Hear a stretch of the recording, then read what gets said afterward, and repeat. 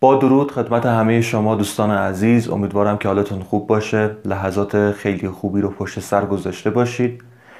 من سامان مویوند هستم و اینجا در خدمتتون هستم تا یه توضیحاتی رو در مورد خودم و در مورد کانال تازه تأسیسمون خدمتتون ارائه بدم، در مورد محتوایی که در این کانال تقدیم حضورتون خواهد شد.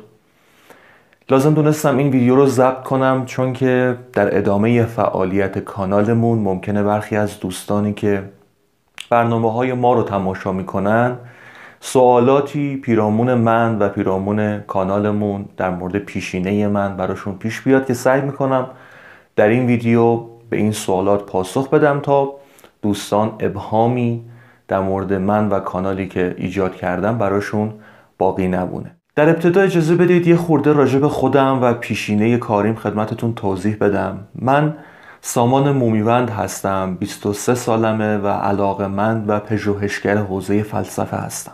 یه نکته‌ای که باید در همین ابتدا خدمتتون عرض کنم این هستش که من تحصیلات آکادمیک در حوزه فلسفه ندارم و صرفاً یک علاقه‌مند هستم، یک پژوهشگر که نتیجه مطالعات، تحقیقات و اندیشه های خودش رو در قالب ویدیوهایی خدمتتون ارائه میده. فکر میکنم با توضیحاتی که دادم تا حدودی براتون روشن شده که موضوع کانالمون در مورد چیه.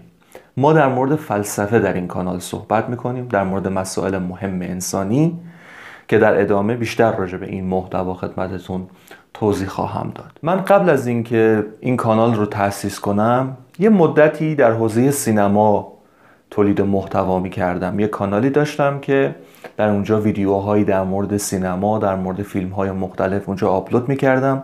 سینما یکی از علایق اصلی منه، اما خب به دلایلی اون کانال رو ترک کردم و این کانال رو ایجاد کردم که در اینجا در حوزه فلسفه در خدمتتون باشم. امیدوارم که اطلاعات و دانشی که خدمتتون ارائه میدم هرچند ناچیزه اما بتونه کمک کنه که بهتر فکر کنیم، بهتر بیاندیشیم در مورد زندگی و در مورد جوانب مختلف زندگی خودمون.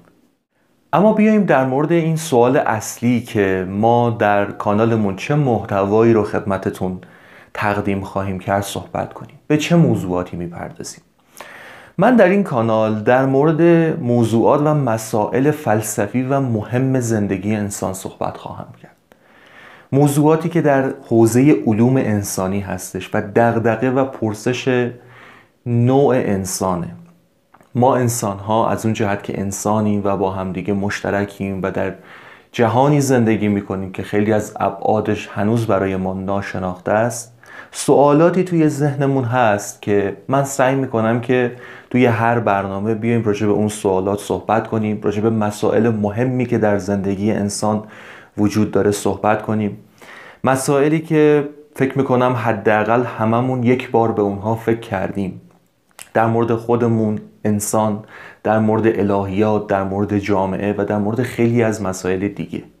یه نکته رو خدمتتون عرض کنم. من نمیخوام که بیام و در این کانال یه دوره تاریخ، فلسفه یا منطق برگزار کنم و با دادن یه سری جزئیات مخاطبم رو خسته کنم. هرچند این مسائل، هرچند منطق، هرچند تاریخ، فلسفه خیلی مفیده، اما به نظر من باید به مخاطبمون یه سری نکات کاربردی بگیم که بتونه در زندگی خودش جاری کنه. راجع به مسائلی صحبت کنیم که باهاشون درگیره، بهشون فکر میکنه. اون مسائل به جای خود، اونها برای اهالی فلسفه جذابه.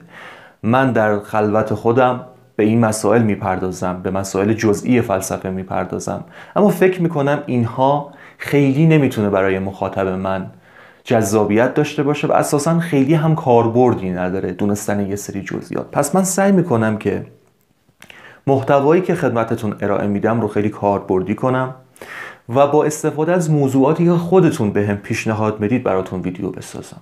فکر میکنم که اینجوری میتونیم تعامل بیشتری با هم دیگه داشته باشیم و بتونیم فلسفه رو در زندگیمون جاری و ساری کنیم. بحث دیگه این که محتوایی که ما خدمتتون ارائه میدیم دو جنبه داره. یه جنبه تشریحی داره، یه جنبه انتقادی داره.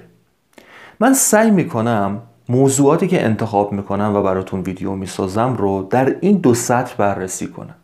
یعنی اول بیام یک شرحی از اون پدیده، از اون مفهوم، از اون موضوعی که میخواییم راجبش صحبت کنیم رو خدمتتون ارائه بدم و در مرحله دوم بیام و یک نگاه انتقادی به اون مسئله داشته باشم.